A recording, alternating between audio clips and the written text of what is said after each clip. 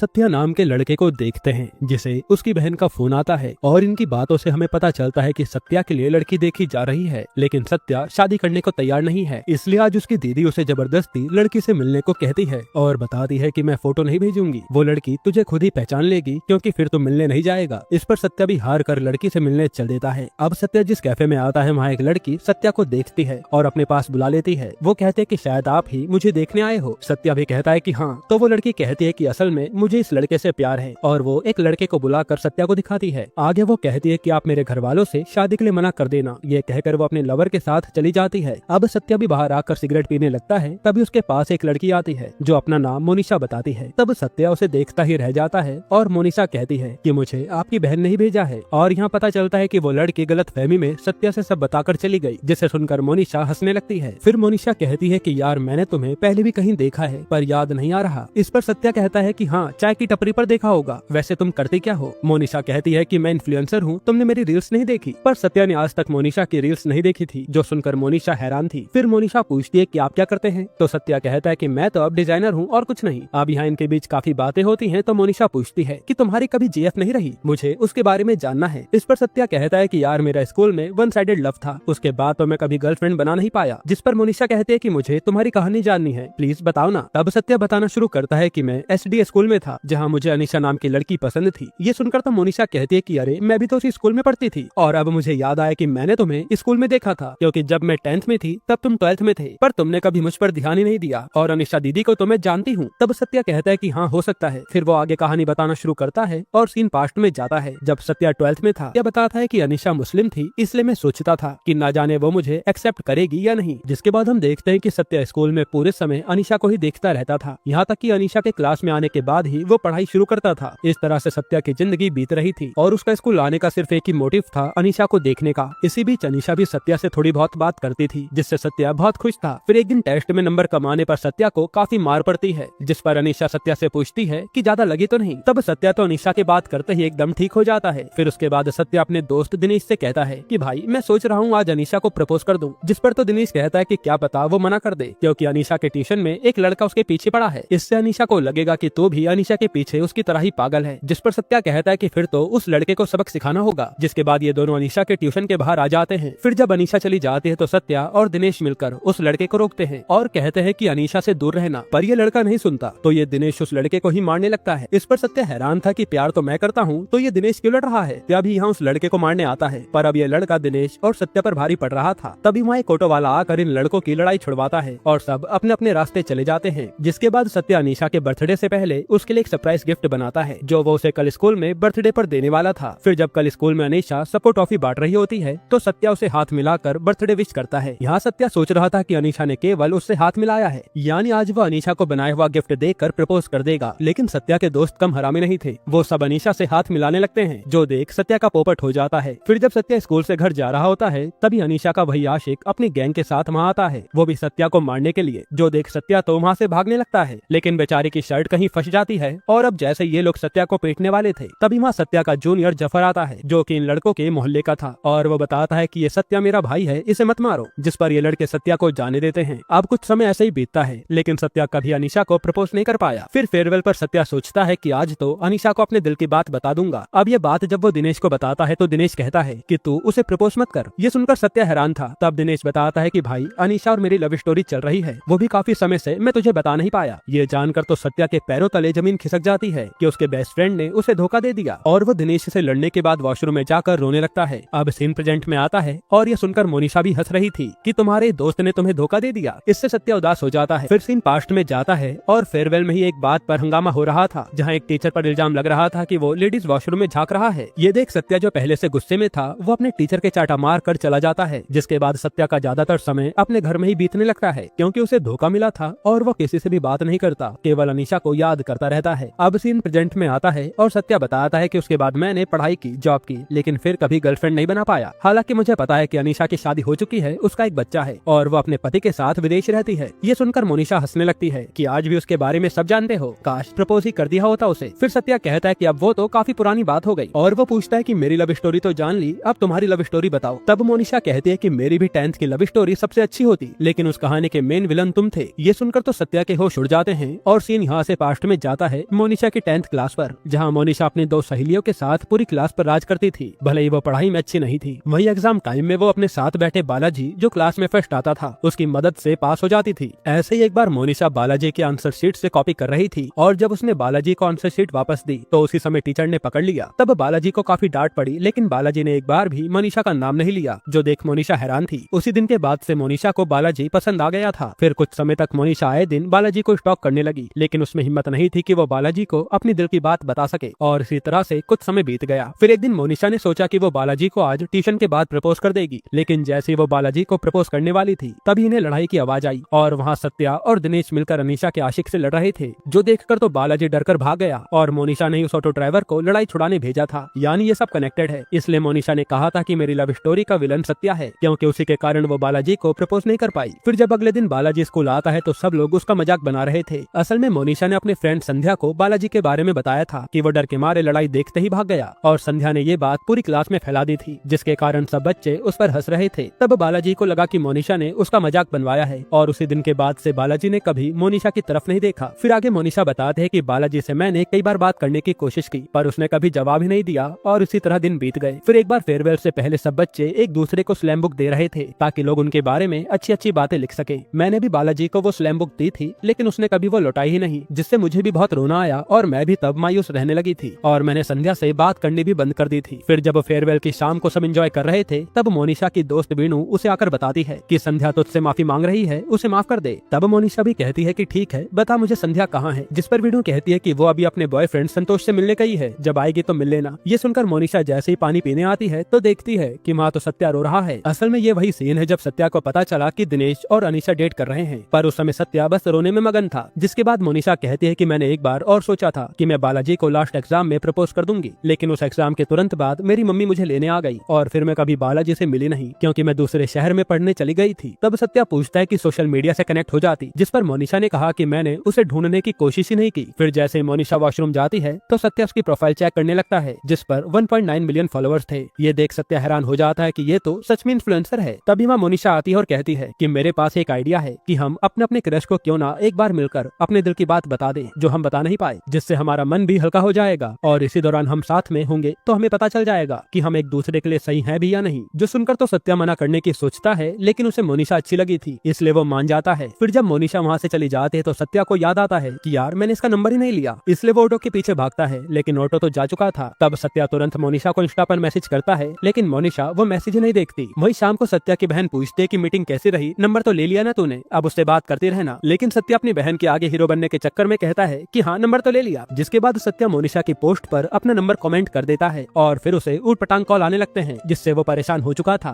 फिर अगली सुबह जब सत्या उठता है तो भी उस पर मनीषा का कॉल नहीं आया था, यानी उसे भी नंबर नहीं मिला, जिससे सत्या सोचता है कि शायद अब हम कभी मिल नहीं पाएंगे। तभी उसकी डोरबेल बजती है और वहाँ मनीषा खड़ी थी, जो देख सत्या खुश हो जाता है। लेकिन मोनिशा कहती है कि जब मैं तुम्हें पसंद ही नहीं आई तो वहीं बता देते, क्योंकि मैं तो तुम्हारे कॉल का इंतजार कर रही थी। जिस पर सत्या उसे रोकते हुए कहता है कि मेरे पास तुम्हारा नंबर ही नहीं था और मैं अपनी दीदी से मांगने में शर्मा रहा था। तब जाकर मोनिशा रुकती है, जिसके बाद सत्या आज मोनिशा को अपने हाथ से खाना बनाकर खिलाता है और मोनिशा को काफी पसंद आता है। फिर मोनिशा पूछते है कि तुम्हारी फैमिली में दीदी के अलावा कौन है, तो सत्या कहता है कि माँ तो बचपन में ही भगवान को प्यारी हो गई थी और मेरे पापा गाँव में रेस्टोरेंट चलाते थे जो लॉस के कारण बंद हो गया, इसलिए मेरे पापा अब दोबारा से खुद का रेस्टोरेंट खोलने में लगे हैं, जबकि हम नहीं चाहते कि वो ऐसा कुछ करें क्योंकि उनके कारण पहले से हमारे सर पर कर्जा है। तब मोनिशा कहती है कि कोई बात नहीं, जिसका जो मन करे उसे वो करना चाहिए। और फिर मोनिशा सत्या के साथ मिलकर अनीशा और बालाजी का पता करने में लग जाती है। हालांकि सत्या का सारा ध्यान मोनिशा पर था कि वो कैसे भी करके उसे इम्प्रेस कर ले। जिसके बाद एक रात सत्या और मोनिशा साथ में ड्रिंक कर रहे होते हैं तो मोनिशा कहते हैं कि तुम्हारे पास दिनेश का नंबर तो होगा ही ना, उसे फोन करके अनीशा का नंबर मांग लो। ये सुनकर पहले तो सत्या मना करता है, लेकिन फिर वो कॉल कर देता है। अब ये सीन काफी फनी था, जहाँ सत्या कॉल पर दिनेश को खूब गाली सुनाता है उसे धोखा देने के लिए। तब दिनेश कहता है कि मैं भी अनीशा से प्यार करता था, लेकिन जब मैं तुझे बताने आया उससे पहले तूने मुझे बता दिया कि तू उससे प्यार करता है, इसलिए मैं तुझे बता नहीं पाया। हालांकि उसने एक बार पूछा जरूर था, लेकिन मैंने अनीशा से कह दिया था कि सत्या तो तुझे अपनी बहन मानता है। ये सुनकर तो सत्या उसे और भी गाली देता है। फिर मोनिशा कहते हैं कि दिनेश मुझे अनीशा का नंबर चाहिए, जिस पर दिनेश कहता है कि मैं पता करके भेज दूंगा। फिर मोनिशा सत्या से कहती है कि कल हमें मेरे दोस्त की शादी में जाना है, तो सत्या भी मान जाता है। अब ये दोनों जब ट्रेन से जा रहे होते हैं तभी सत्या पर उसके पापा का फोन आता है, तो सत्या उन पर भड़क रहा था, जिस पर मोनिशा कहती है कि तुम अपने पापा पर गुस्सा क्यों करते हो, एक बार कभी उनसे दिल की बात सुनी है, जिस पर सत्या कुछ बोल नहीं पाता। फिर यहाँ सत्या मोनिशा से पूछता है कि तुम्हारे मम्मी पापा क्या करते हैं, तो मोनिशा कहते हैं कि मेरी तो केवल माँ है और जब मैं 10th में थी तब पापा गुजर गए। असल में वो खूब सिगरेट पीते थे जिससे उन्हें लंग कैंसर हो गया। और उस समय जब 10th के लास्ट एग्जाम के बाद मम्मी मुझे लेने आई थी, उसी समय पापा को मैंने आखिरी बार देखा था, जो सुनकर सत्या को बहुत दुख होता है। फिर अगली सुबह ये दोनों शादी में पहुंच जाते हैं और इसी दौरान मोनिशा ने सत्या के साथ स्टेटस भी लगाया था, यानी वो सत्या को पसंद करने लगी है। खैर फिर ये दोनों मोनिशा के दोस्त संतोष की शादी में आते हैं और मोनिशा बताते हैं कि ये वही संतोष है जो कभी मेरी दोस्त संध्या को डेट कर रहा था। फिर वो बताते हैं कि तुमने उस दिन फेयरवेल पर जो सर को थप्पड़ मारा था ना, लेडीज वॉशरूम के चक्कर में, असल में वो तो संध्या और संतोष की लड़ाई सुलझाने गए थे, लेकिन पेरेंट्स ने उन्हें गलत समझ लिया और सर भी नहीं चाहते थे कि संतोष और संध्या का नाम खराब हो, इसलिए उन्होंने किसी से कुछ बताया नहीं। ये सुनकर तो सत्या के होश उड़ जाते हैं और मनीषा कहते हैं कि देखो वो सर शादी में आए हैं, उनसे एक बार बात करो। लेकिन सत्या तो शर्म के मारे कुछ कह नहीं पाता। तब मोनिशा सर को सत्या के पास लाती है और सत्या अपनी गलती की माफी सर से मांग लेता है, जिससे सर भी उसे माफ कर देते हैं। इसके बाद ये दोनों साथ में खूब एंजॉय करते हैं। फिर शाम को सत्या मोनिशा से पूछता है कि ये टी कैरो कौन है, तुम्हारा फॉलोवर है और वो मुझे भी रिक्वेस्ट भेज रहा है, जिस पर मोनिशा कहते हैं कि ये मेरे अकाउंट से काफी समय से जुड़ा है और मेरी हर पोस्ट लाइक करता है, जिस पर सत्या को अच्छा नहीं लगता। फिर मोनिशा जब सो रही होती है तो सत्या चुपके से मोनिशा के फोन में टी कैरो का भेजा मैसेज चेक करता है, जिस पर उसने स्टोरी पर पूछा था कि ये लड़का कौन है, तो मोनिशा ने कहा था कि मेरा लवर। ये देखकर तो सत्या बहुत खुश होता है, लेकिन जब मोनिशा सोकर उठती है तो उसे पता चल जाता है कि सत्या ने टी कैरो का मैसेज पढ़ा है, क्योंकि उसने मैसेज अनसीन पर रखा था। इससे तो मोनिशा को बहुत बुरा लगता है और वो पूरे दिन सत्या को इग्नोर करती रहती है। फिर रात को सत्या मोनिशा से माफी मांगता है, तब जाकर मोनिशा उसे माफ करती है, जिसके बाद ये दोनों थोड़ा करीब आते हैं। फिर अगले दिन ये दोनों एसडी स्कूल जाते हैं ताकि बालाजी का कुछ पता चल सके। तब यहाँ इन्हें वही जाफर मिलता है, सत्या का जूनियर, जो अब इसी स्कूल में स्टाफ है, और मोनिशा के कहने पर वो अनीशा का नंबर उसे दे देता है, क्योंकि जाफर सबसे कनेक्टेड है। जिसके बाद ये दोनों अपने स्कूल के पलों को याद करके चले जाते हैं। अब रात को मोनिशा अनीशा को कॉल करके एक कैफे में बुला लेती है, पर यहाँ अनीशा के सामने आने से सत्या डर रहा था, लेकिन जब मोनिशा उसे हग करती है तब जाकर सत्या में हिम्मत आती है। फिर यहाँ अनीशा को देखते सत्या कुछ बोल नहीं पाता। तब अनीशा ही कहती है कि सत्या, मुझे मोनिशा ने बताया है कि तुम कहना क्या चाहते हो, तुम जो चाहे वो कह सकते हो। तब सत्या अपने दिल की बात अनीशा को बता देता है। फिर वो अनीशा को वही गिफ्ट देता है जो उसने 12th में अनीशा के बर्थडे पर बनाया था, पर कभी उसे दिया नहीं, और उसमें सत्या ने अनीशा के नाम को हर लैंग्वेज में लिखा था, जो अनीशा को बहुत अच्छा लगता है। फिर ये दोनों काफी सारी बातें करते हैं और जब अनीशा चली जाती है तो सत्या मोनिशा से कहता है कि आज काफी हल्का महसूस हो रहा है, जिससे मोनिशा भी खुश थी। फिर अगले दिन मोनिशा के पास जल्दी से सत्या आता है और कहता है कि चलो बालाजी का पता चल गया है, जिस पर मोनिशा हैरान थी। फिर सत्या मोनिशा को लेकर बालाजी के पास आता है और रास्ते में बताता है कि वो टी कैरो कोई और नहीं बल्कि बालाजी था, जिसने कल रात मुझे कॉल करके बताया और वो इसी शहर में है, मेरी उससे बात हुई। फिर सत्या मोनिशा से पूछता है कि वो सिंगल हुआ तो तुम क्या करोगी, जिस पर मोनिशा मजाक में कहती है कि मैं उसके साथ हो जाऊंगी। जिसके बाद सत्या मोनिशा को बालाजी से मिलवाता है और उन्हें अकेला छोड़कर चला जाता है। फिर थोड़ी देर बाद सत्या पर उसकी बहन का कॉल आता है और वो जैसे ही मोनिशा के पास आता है तो देखता है कि वो बालाजी के गले मिल रही है। इससे उसे लगता है कि मोनिशा और बालाजी एक हो गए। ये देख वो जल्दी से हॉस्पिटल जाता है अपनी बहन के पास। असल में सत्या के पापा का बीपी लो हो गया था और वो रेस्टोरेंट के कारण भागा दौड़ी कर रहे थे। ये जानकर सत्या पापा पर भड़कने लगता है, लेकिन उसके पापा कहते हैं कि मुझे लोगों को खाना खिलाना काफी अच्छा लगता है, तेरी माँ के जाने के बाद मैं अकेला पड़ गया हूँ। जिस पर सत्या को काफी पछतावा होता है कि मैंने पापा से पहले बात क्यों नहीं की। फिर वो अपनी बहन से कहता है कि मैं पापा का रेस्टोरेंट खुला दूंगा चाहे कैसे भी करके। ये कहकर वो रोने लगता है और बताता है कि वो मोनिशा भी अब मेरी नहीं रही। जिसके बाद वो अपने घर आकर रोने लगता है और मोनिशा जब उसे फोन करती है तो वो उठाता भी नहीं, ताकि वो मोनिशा से दूरी बना सके। इसी तरह 2 दिन बीत जाते हैं। फिर एक रात सत्या खूब शराब पीता है मोनिशा की याद में, और जब सुबह वो उठता है तो उससे मिलने दिनेश आया था। अब यहाँ सत्या दिनेश से लड़ने लगता है कि तू क्यों आया है, तो दिनेश बताता है कि कल रात तूने ही नशे में कॉल किया था कि कल सुबह तू मर जाएगा। ये सुनकर सत्या को हल्का हल्का याद आता है और फिर यहाँ देखते ही देखते सत्या के रिश्तेदार और दोस्त आ जाते हैं, जिन्हें सत्या ने नशे में कल रात कॉल करके बुलाया था, और यहाँ अनीशा भी आई थी। तभी सत्या के पास बालाजी आता है और वो सत्या से कहता है कि तुम कितने लकी हो जो मोनिशा तुमसे प्यार करती है, और सच बताने के लिए उसने मुझे तुम्हारे पास भेजा है। अब यहाँ रिवील होता है कि मोनिशा को जब बालाजी ने अपने प्यार का इजहार किया तो मोनिशा ने साफ मना कर दिया था कि वो सब बचपन की फीलिंग्स थी और अब मैं सत्या से प्यार करती हूँ। हालांकि उसी समय सत्या ने उन्हें गले लगता हुआ देखकर गलत सोच लिया था। ये सुनकर तो सत्या जल्दी से नीचे भागता है मोनिशा के पास, तो मोनिशा उसे देखते ही चाटा मार देती है कि मेरा फोन क्यों नहीं उठा रहे थे। तब सत्या उससे अपनी गलती की माफी मांगता है और उसे आज प्रपोज कर देता है, जिस पर मोनिशा भी मान जाती है और सब ठीक हो गया था। यहीं पर ये प्यारी सी मूवी खत्म होती है। दोस्तों, अब आपको इसके अलावा कौन सी मूवी का एक्सप्लेनेशन चाहिए हमें कमेंट में बताइएगा। बाकी अगर आपको हाल ही में ये कमाल की मूवी देखनी है तो ये वीडियो देख लीजिए। ऐसे ही वीडियो के लिए हमारे चैनल को सब्सक्राइब करें।